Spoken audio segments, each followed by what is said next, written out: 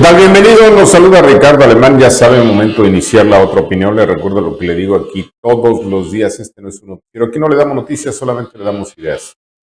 Ideas para discutir, debatir y criticar. Ya sabe, esto es periodismo del género de opinión. Gracias a todos los que están en nuestro canal de YouTube, La Otra Opinión. Gracias a quienes entran, a quienes se inscriben, a quienes le dan like. Y por supuesto, a aquellos que tocan la campanita. Ayúdenos, eso es muy importante. Gracias también a quienes colaboran con nosotros por la vía del super chat. Les aprecio y les agradezco mucho.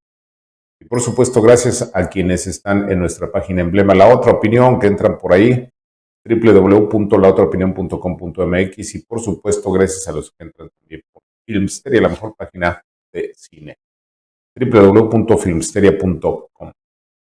Les quiero comentar que hoy el programa es grabado. Al momento que ustedes estén viendo esto, yo voy a andar ya en un aeropuerto, rumbo pues, a un lugar que tengo que estar. Y tengo que estar urgentemente por un asunto de chamba. Entonces, les aprecio, les agradezco y les ofrezco una disculpa. No vamos a tener comentarios. Pues vamos a hacer directo el programa grabado, que es así en frío, sin, pues, nosotros le llamamos los extras. El lunes estaremos nuevamente en vivo. Y hoy sí les ofrezco una disculpa. Fue algo que surgió de imprevisto y no lo pude cambiar. Ya saben que en las cuestiones, pues con empresas y demás, pues es muy difícil cambiar las cosas a veces.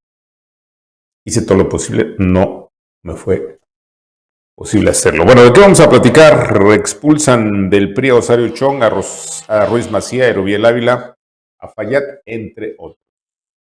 Mire, la verdad es que muchos priistas ya estaban pues francamente en huida, en desbandada, pues una vez que les digan se acabó, ¿no?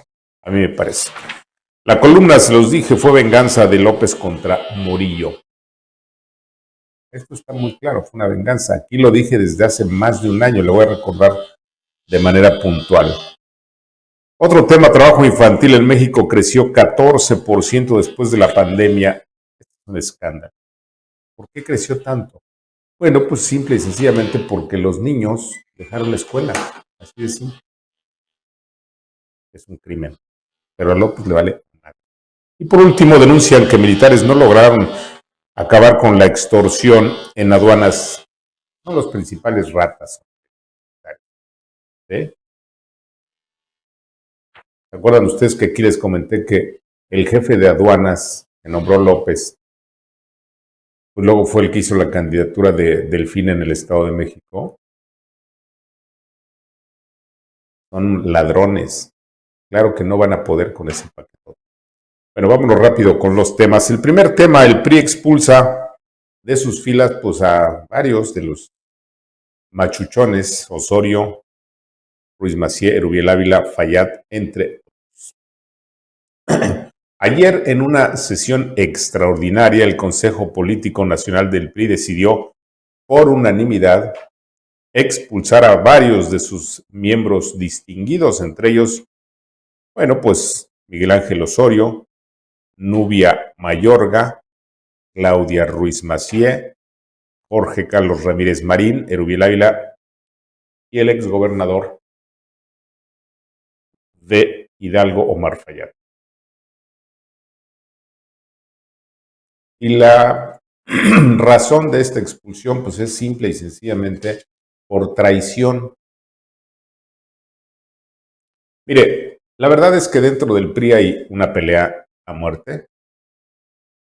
Alejandro Alito Moreno hizo lo que han hecho todos los dirigentes: crea su equipo, pero pues está haciendo cosas que a muchos no les gustan, por ejemplo, las alianzas y demás. Y bueno, pues esto enojó a muchos.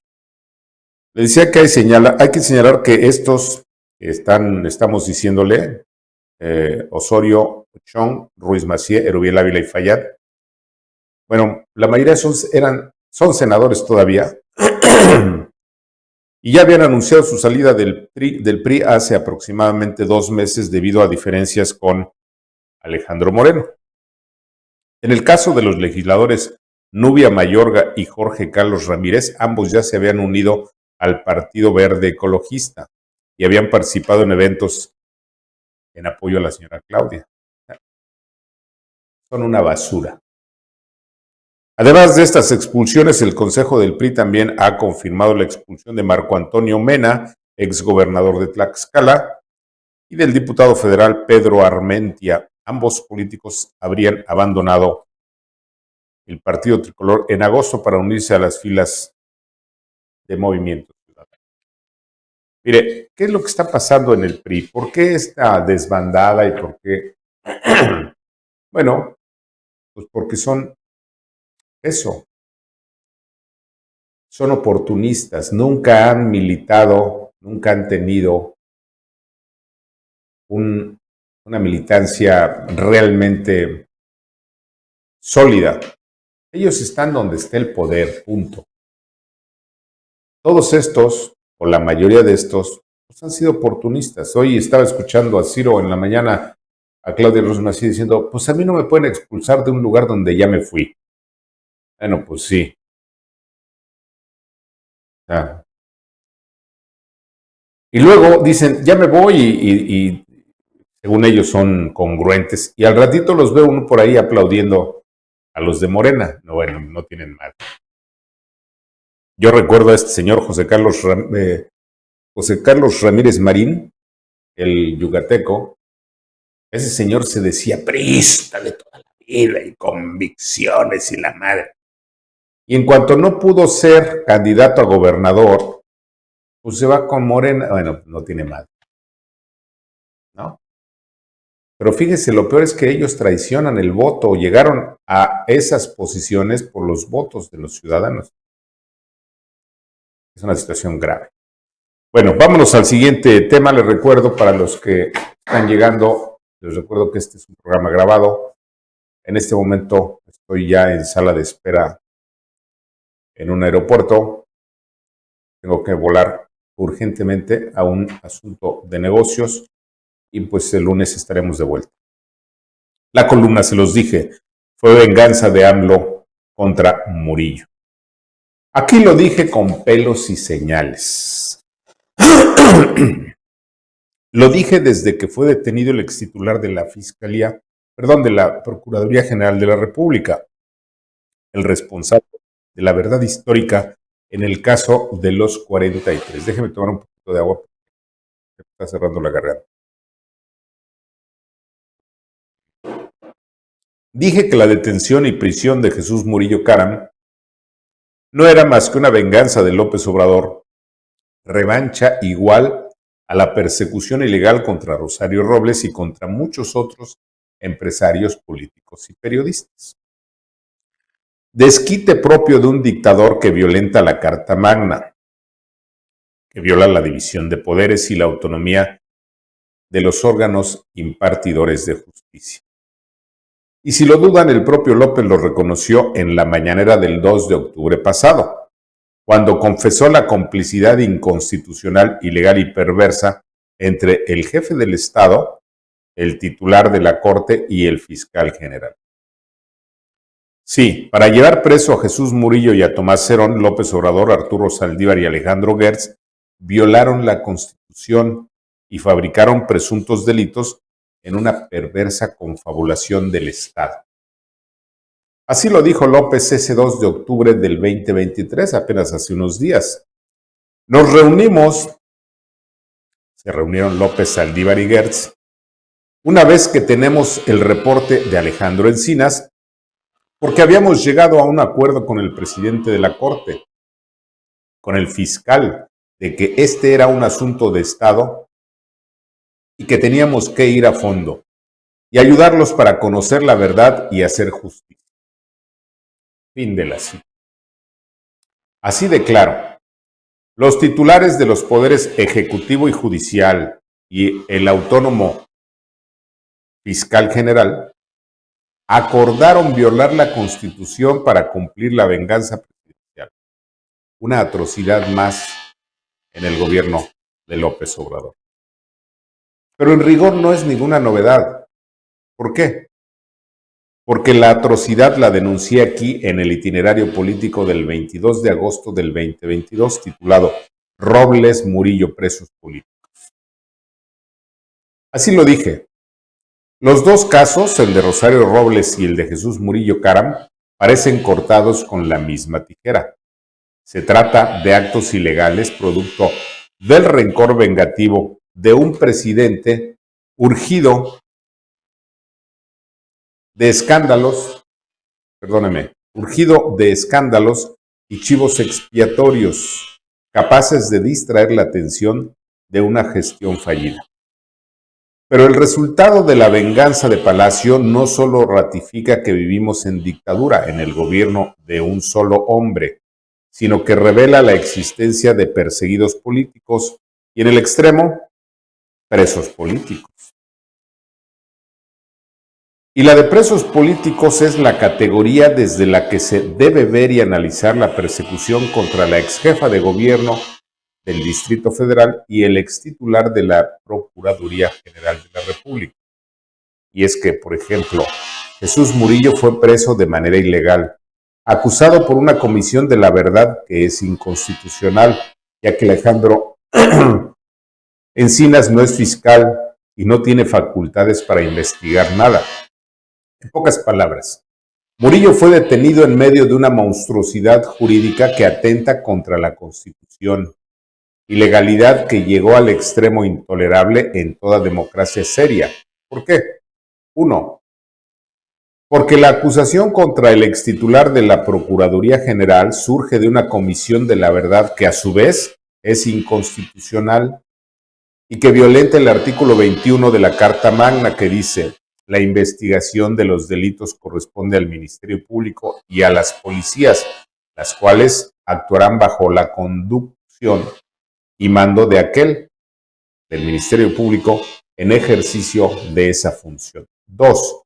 Porque Encinas, quien acusa a Murillo por sus conclusiones de los 43 víctimas de un crimen de Estado, no es Ministerio Público, sino subsecretario de Gobernación. Por tanto, actuó violando la Constitución a pesar de que se ostenta como presidente de la Comisión de la Verdad, creada por decreto por López Obrador, un decreto que también resulta violatorio de la Carta Magna. 3.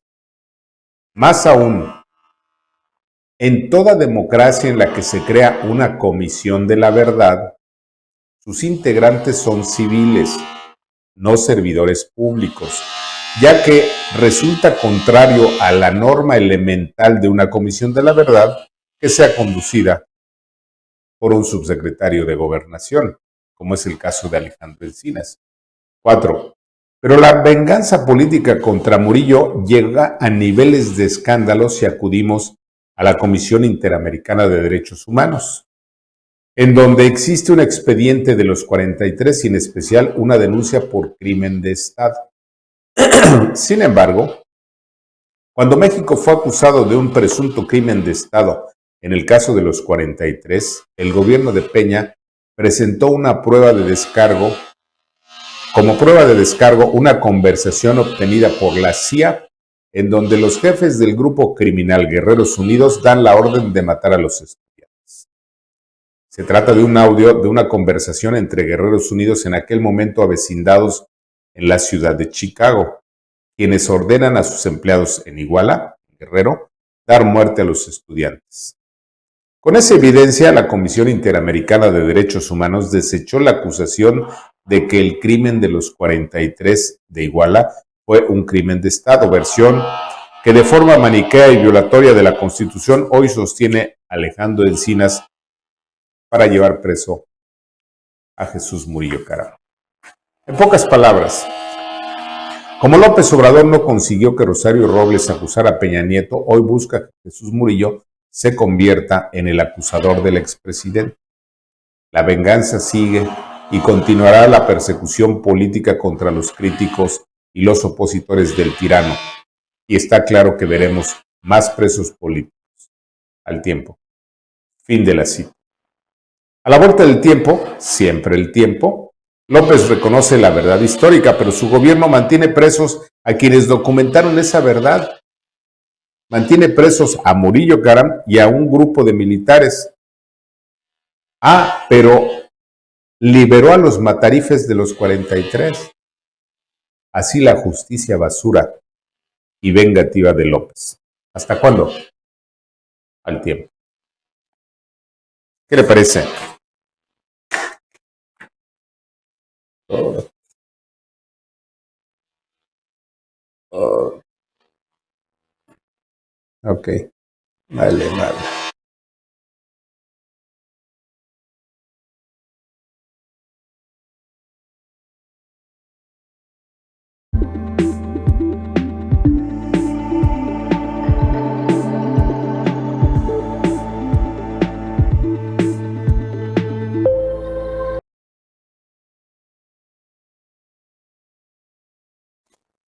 ¿Sí me oyes?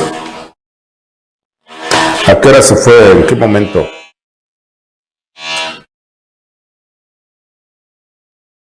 Bueno, pones el audio y le pones ahí algo.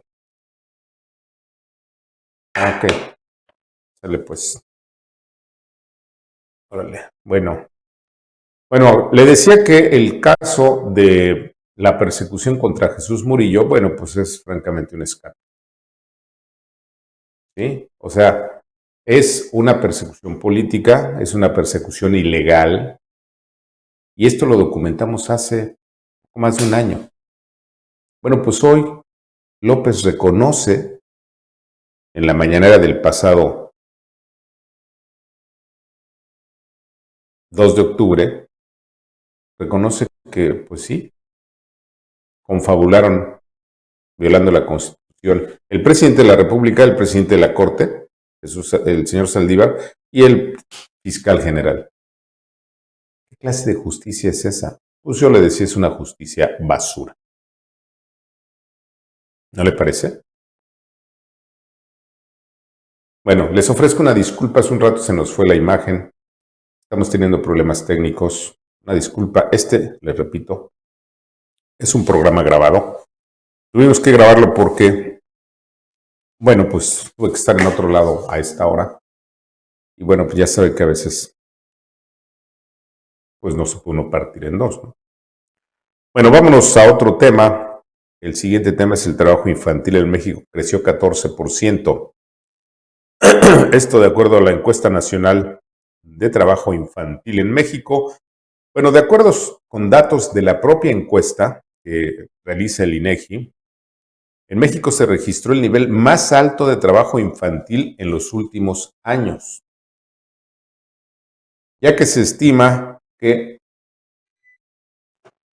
casi 4 millones de niños y adolescentes entre 15 y 17 años han tenido que dejar la escuela para trabajar. Este es un crimen. 4 millones de niños que van a tener el futuro cancelado porque no tienen educación y porque tienen que buscar trabajo para el sustento de sus familias. Esta cifra aumentó en 1.7 respecto a los datos que se tenían en 2019, lo que indica que el trabajo infantil se disparó después de la pandemia por COVID. De estos, más de 3 millones de menores de edad, 1.8 millones de ellos, realizan trabajos que no son permitidos o que no son propios para los niños. Mientras que 1.6 millones, es decir, el 5.6% de quienes trabajan, de los menores que trabajan, se dedicó a hacer trabajos domésticos en condiciones precarias. Y 318,000 cambió ambas ocupaciones durante el 2022. El 15.5% de hombres menores de edad trabajó, mientras que las mujeres menores de edad representan el 10.7%. De los 2.1 millones de niños y adolescentes que realizan actividades no permitidas, se estima que 1.1 millón, el 50%, trabaja en la agricultura, en la construcción, en la minería, en la industria química, entre otras actividades que vulneran sus derechos y su integridad. Bueno, pues déjeme decirle que este es un tema que vuelve a colocarnos a México como un país del quinto mundo. Mire, una de las cosas más valiosas que tiene todo pueblo es a sus niños y a sus jóvenes. Son el futuro de un país. Por eso en todos los países desarrollados, en los países de primer mundo, en las democracias consolidadas, una de las prioridades es la educación de los niños.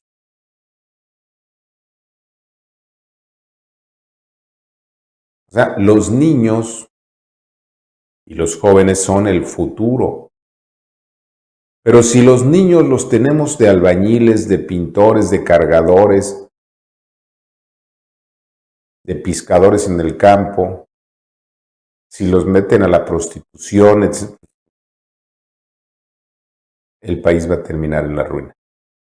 Bueno, pues esto es culpa del gobierno de López Obrador. ¿No le parece? Les recuerdo que el de hoy es un programa grabado. No tenemos preguntas, no tenemos comentarios. Les ofrezco una disculpa, no pudimos cancelar un compromiso inevitable e ineludible que tiene que ver con la manutención de este programa. Vámonos al último tema. Denuncian que militares no lograrán acabar con las extorsiones en las aduanas. El pueblo uniformado no se cansa de acumular fracasos. ¿Se acuerdan que el grito ese de que los militares son el pueblo uniformado? Una patraña. Ya que los militares no logran acabar con las extorsiones en las aduanas mexicanas, la Confederación Latinoamericana de Agentes Aduanales denunció que sufren amenazas y extorsiones que provocan que algunas mercancías entren bajo derecho de piso ante la falta de actuación de las autoridades. Nacheli Escobedo, directora general de la Confederación Latinoamericana de Agentes Aduanales, señaló que requieren que las autoridades trabajen en el tema de la seguridad, del profesionalismo, de la honestidad en las aduanas y que se tenga una protección completa en la cadena de suministros. Mire, López Obrador es una rata y es un político que sabe muy bien dónde hay dinero. Vivió durante 40 años de robar y extorsionar. Y entonces colocó a sus amiguitos, a sus más leales, en los cargos en donde hay más lana, entre otros las aduanas. Horacio Duarte, hoy un hombre quizá más importante que la propia gobernadora del Estado de México, bueno, pues fue durante 2 años jefe de las aduanas. Aquí dijimos que Horacio Duarte había sido llevado a las aduanas para recolectar miles de millones de pesos para la campaña en el Estado de México. Bueno, se fue y ganaron la elección en el Estado de México. Pues sigue la corrupción, pero mayor. ¿Por qué? Porque López dijo, ahora que vayan los militares a hacerse cargo de las aduanas. No, bueno. ¿Qué es lo que está haciendo López Obrador? Corrompiendo a los militares. Ese es el tema. Por eso les da, es aquella frase muy famosa, pero ya muy manoseada de, no me des, nada más ponme donde hay. Y ponen a los militares donde hay mucha lana. Y entonces, por eso esta asociación de aduanales, pues se están quejando y dicen, oigan, pues nos mandaron a los más rateros. Y le voy a poner además un ejemplo. Hace 2 años, yo tuve la oportunidad de viajar a Europa. Bueno, en un trayecto perdí una maletita. Entonces me dijeron, no se preocupe, se la vamos a mandar. Bueno, esto fue hace 2 años. ¿Sabe cuándo ha llegado? Nunca. Y yo fui y pregunté, y, oiga, ¿qué está pasando? Porque es que la aduana, y es que la madre, y es que está en este, y está en este, y está en este. Ya desistí de plano. Y algunas personas que trabajan ahí me dijeron, ya olvídate de tu maleta, güey, ya se la robaron y se la chingaron. Eso sin contar que llegan los cargamentos legales que quieren entrar a México y les quitan su moche. O, como dice la nota, no entran si no pagan piso. En los patios de la aduana hay saqueo permanente. ¿Sí sabe usted cómo llegan las mercancías? Llegan en estos contenedores metálicos gigantescos, ¿no? Haga de cuenta que viene un contenedor de China y llega el contenedor y llega a los patios de las aduanas en México. ¿Y qué creen? Pues son saqueados. Y luego cuando llega el dueño dice, oiga, había 40 lavadoras. Oiga, no, aquí dice que son 20. Y el dueño, no, güey, aquí está mi permiso. Y dice, eran 40 lavadoras, cabrón. Así llegó. Pues, es una ratería estimulada por López Obrador, por su gobierno y por las instituciones a las que ha corrompido. Acuérdense de una cosa, López Obrador consigue lealtad gracias a la corrupción. Así es como todos están embarrados y todos guardan silencio. Ahí tiene. Bueno, es todo. En este viernes les recuerdo, este es un programa grabado. Tuvimos que grabarlo porque, pues, tenemos problemas de tiempo. Y bueno, preferimos grabarlo que cancelar el programa. ¿Les parece?